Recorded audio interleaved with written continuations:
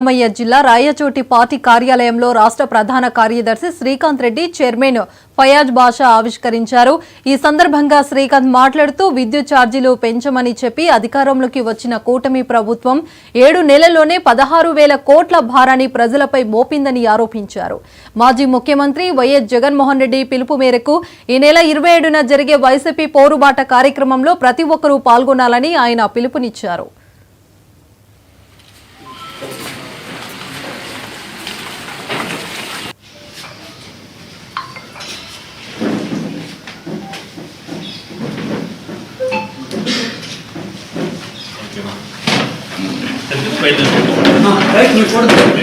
ఒప్పందం పోయేటప్పుడు ఆ రేట్ కంటే తగ్గించడం ఒక ప్రభుత్వం తీసుకునే నిర్ణయాలను ఇంకో ప్రభుత్వం రద్దు చేస్తే ఆ కంపెనీలు జరిమానా కట్టాలి, లీగల్ ఇష్యూస్ వస్తాయి। ఆ విషయం మీకు తెలిసిందే। మరి అది మరుగు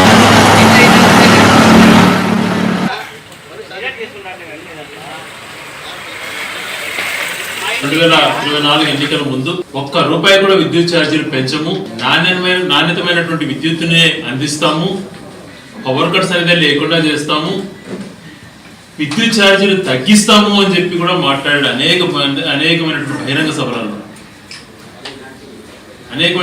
సభల్లో పదే ఈ మాట రిపీట్ చేశారు।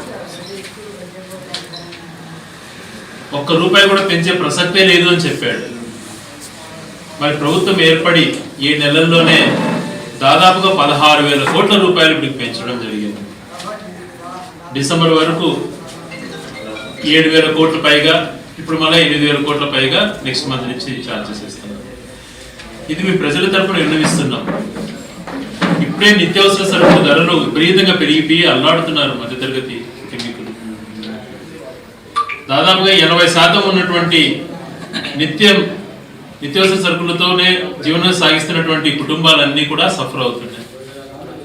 నూనె ధర ఎక్కడికో వెళ్ళిపోయింది, పప్పుల ధరలు అందుబాటులో లేవు, ఏ ఒక్కటి కొనుక్కొని వండుకొని తినాలంటే పరిస్థితి లేకుండా పోయింది। నిత్యావసర సరుకుల గాలికి పెంచేసి టమాటాలు, ఉల్లిపాయలు, వెల్లుల్లి ఏది తీసుకున్నా కూడా ఆకాశాన్ని అంటే పరిస్థితి వచ్చింది। మరి దానిపైన మళ్ళీ ఇప్పుడు విద్యుత్ ఛార్జీల యొక్క బరువు, నవంబర్ బిల్లులు ఇప్పుడు బిల్లులు తీసుకుంటే దాదాపు 20% తేడా వస్తాం। మళ్ళీ ఫిబ్రవరి బిల్లు నుంచి జనవరి నుంచి ఫిబ్రవరి బిల్లుల్లో కూడా మళ్ళీ 20 నుంచి 20% ఎక్కువ అదనంగా కనిపించే పరిస్థితి ఉంది।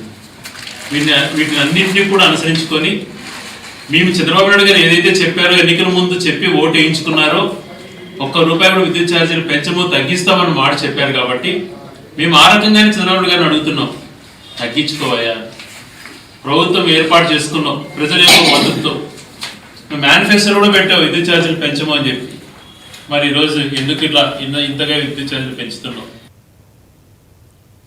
రాజ్యాంగ నిర్మాత అంబేద్కర్ పై కేంద్ర